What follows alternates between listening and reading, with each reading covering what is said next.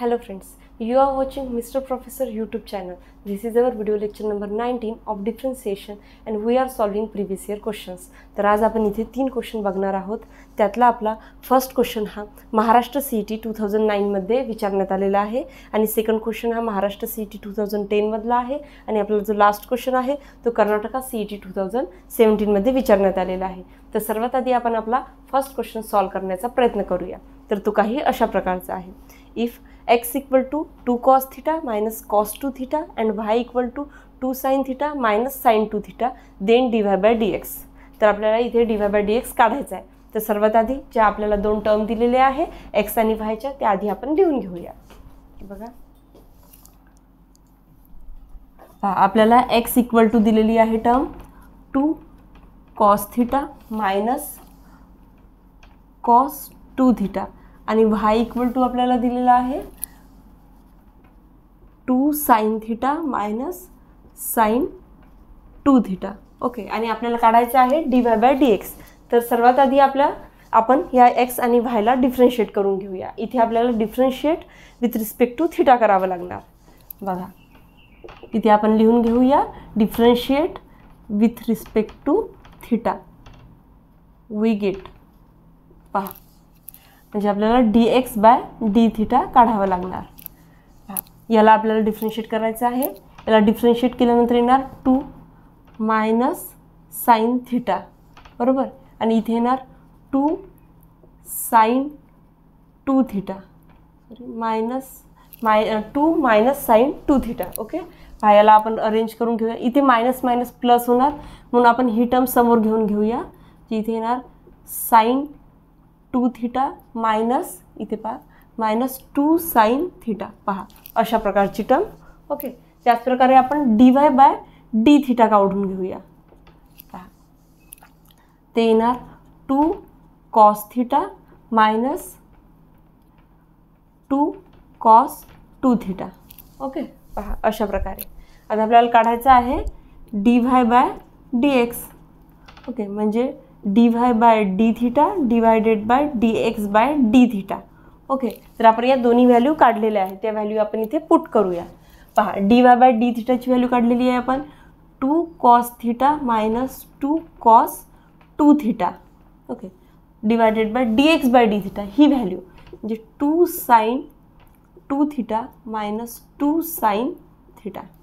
आता इथे बघा या चारही टर्ममध्ये आपल्याला 2 2 2 2 दिसत आहे म्हणजे आपण हा 2 कॅन्सल करू शकतो. म्हणजे ही टर्म अशी लिहू शकतो आपण cos theta minus cos 2 theta upon sin 2 theta minus sin theta. अशा प्रकारे आता इथे बघा इथे cos theta minus cos 2 theta म्हणजे cos A minus cos B. त्याच प्रकारे इथे पहा sin 2 theta minus sin theta म्हणजे sin A minus sin B.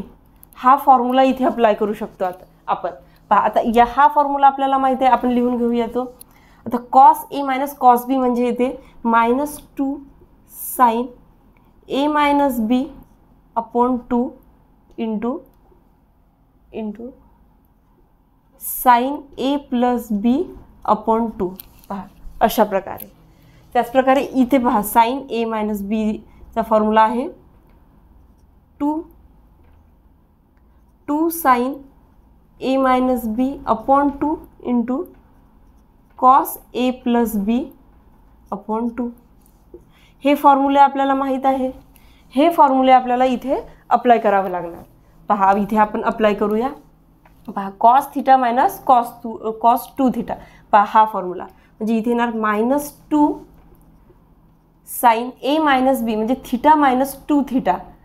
Okay theta minus 2 theta म्हणजे इथे येणार minus theta by 2 into sine A plus B म्हणजे 3 थीटा बाय 2.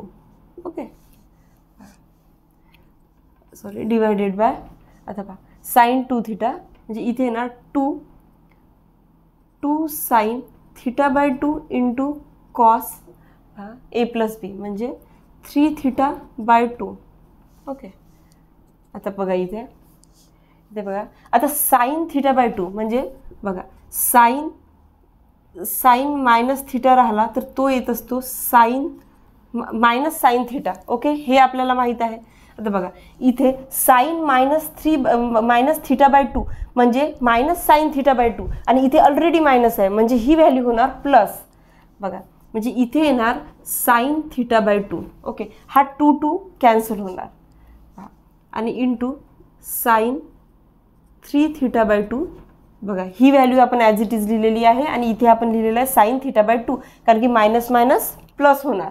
ओके, आणि इथे पहा इथे पुन्हा आहे खालची टर्म आपण ॲज इट इज लिहित आहोत 3 थिटा बाय 2.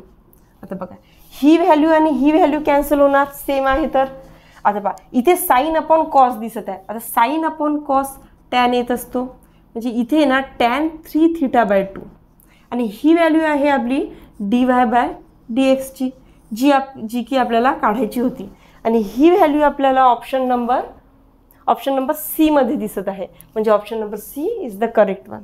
बघा अशा प्रकारे आपण फर्स्ट क्वेश्चनचा आन्सर काढलेला आहे हे फॉर्म्युले यूज करून. तर यानंतर आपण आपला सेकंड क्वेश्चन बघूया. नंतर आपला सेकंड क्वेश्चन आहे derivative of log x to the power x with respect to log x is. आणि हा क्वेश्चन महाराष्ट्र CET 2010 मध्ये विचारण्यात आलेला आहे. तर हा क्वेश्चन आपण सॉल्व्ह करण्याचा प्रयत्न करूया. बघा इथे आपल्याला या 2 टर्म दिलेले आहे. या 2 टर्मला आधी आपण डिनोट करूया y आणि झेडनी. बघा let y equal to log x to the power x आणि सेकंड टर्म आहे z equal to log x. आता बघा याला आपल्याला डिफरन्शिएट करायचं आहे पण त्याआधी इथे तुम्हाला दिसत आहे function to the power function. अशा कंडिशनमध्ये आपण बोथ साईडनी लॉग घेत असतो, बरोबर.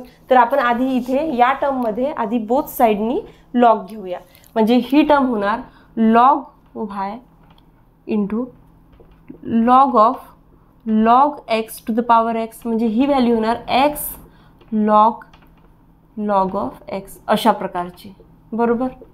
आता आपण याला डिफरन्शिएट करूया. बघा इथे आपल्याला differentiate with respect to x करावं लागणार. With respect to x we get पहा इथे येणार 1 by y dy by dx कारण आपण differentiate with respect to x करत आहोत. ओके, पहा इथे येणार x into 1 upon log x into पहा या लॉग ऑफ लॉग एक्सला आपण याचा आपण डेरिव्हेटिव्ह घेतलेला आहे 1 upon log x into 1 by x plus log of log x into 1. पहा आपण इथे प्रोडक्ट रूल लावलेला आहे डिफरन्शिएशनचा. तर पहा हा एक्स आणि हा एक्स कॅन्सल होणार म्हणजे इथे येणार 1 upon log x plus log of log x. Okay, पहा अशा प्रकारे. आणि हे आहे 1 upon y dy by dx पण आपल्याला काढायचं आहे, आपल्याला पाहिजे dy बाय dx म्हणून हा वाय आपण राईट हँड साईडने ट्रान्सफर करूया म्हणजे इथे येणार y into 1 upon log x plus log of log x.